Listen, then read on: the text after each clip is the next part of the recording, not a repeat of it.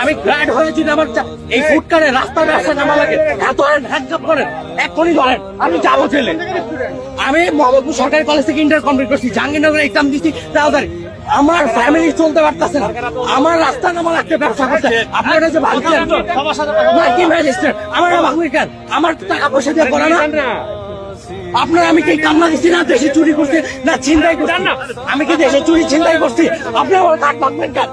আপনি আমার কাঠ ভাঙবেন কি হইব? নিয়ে যাও